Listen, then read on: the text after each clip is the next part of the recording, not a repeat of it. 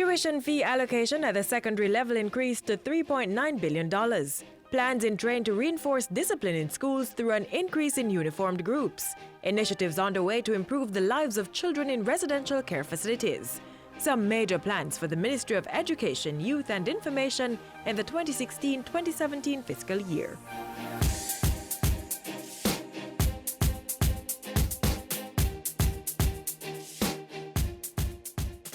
No child should be unable to get secondary education because their parents cannot afford the fees. And that's why the Education Ministry has increased the budgetary allocation for tuition fees from $2.6 billion to $3.9 billion for the 2016-2017 academic year. The increase in the budget has allowed government to move ahead with plans this September to remove auxiliary fees for students at the secondary level. The reform of various curricula is also a priority for government in the fiscal year. In September, government will begin the phased implementation of the National Standards Curriculum. It will run for the next 2 years. This new curriculum incorporates a new methodology to ensure that children are able to develop their critical thinking skills. To meet that goal, the Alternative Pathways to Secondary Education program will also be rolled out this September. Learning pathways, Mr. Speaker, will allow for an inclusive approach in which instruction is based on tailored curriculum, enabling each learner to perform to his or her fullest potential based on aptitude, interest, and ability. The learning environment is critical to that objective. Infrastructural upgrades budgeted at $706 million will get underway for a number of primary and secondary schools. That's being funded by both government and/or international partners. Additionally, under the sanitation program, $76 million has been set aside to eliminate the use of pit latrines in some 69 schools. This year, with the help of the Jamaica Social Investment Fund, the Chase Fund, and Food for the Poor, we expect to eliminate pit latrines by the end of 2017. Meanwhile, the School Security and Safety Unit will continue to implement measures to ensure that the teaching and learning environment is safe. To reinforce a culture of discipline, more emphasis will be placed on uniformed groups.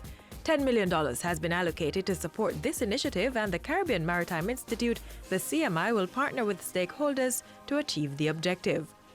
Beginning September this year, cadets from the CMI will assist 10 schools to develop a cadet program, and 50 police youth clubs are to be introduced in 50 high schools. In the 2016-2017 fiscal year, government will also pay close attention to early childhood development, specifically children from birth to 3 years. The aim is to identify the special needs of children before they enter the formal school system.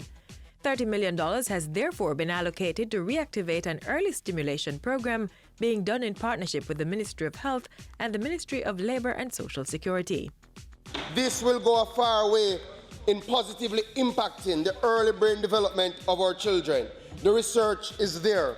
Now it's time to act. We are changing the game.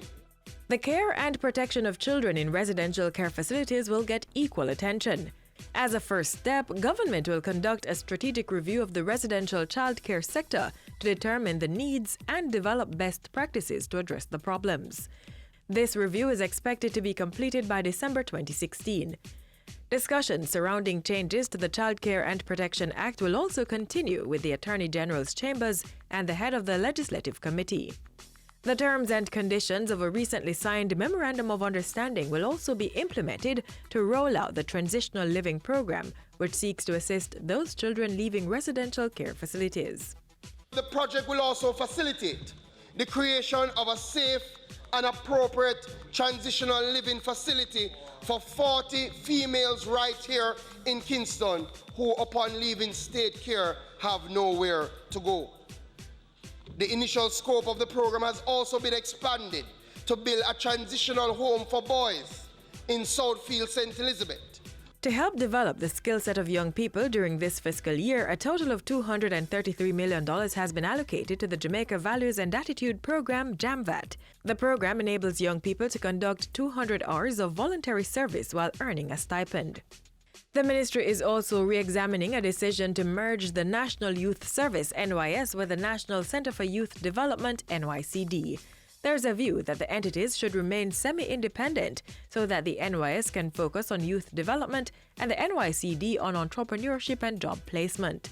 Youth information centers will also be revamped, and a youth advisory will be established to coordinate and drive the National Youth Parliament. Youth are problem solvers. They are game changers. Young people must be utilized to energize every aspect of what we do as government. We must give them a chance to prove themselves, become the influencers they are destined to be. If we are to be prosperous, youth must carry us on the wave of prosperity.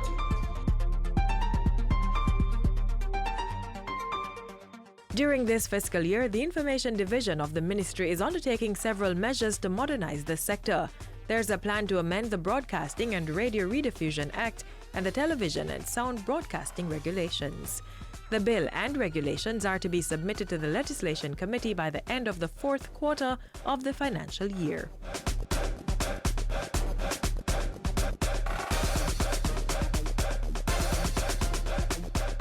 The mission of this ministry, therefore, Mr. Speaker, is to ensure that the education foundation of our youth are strong, that structures are put in place to engage and empower our young people, and that our society is so constructed to be information-driven with the appropriate frameworks to facilitate change.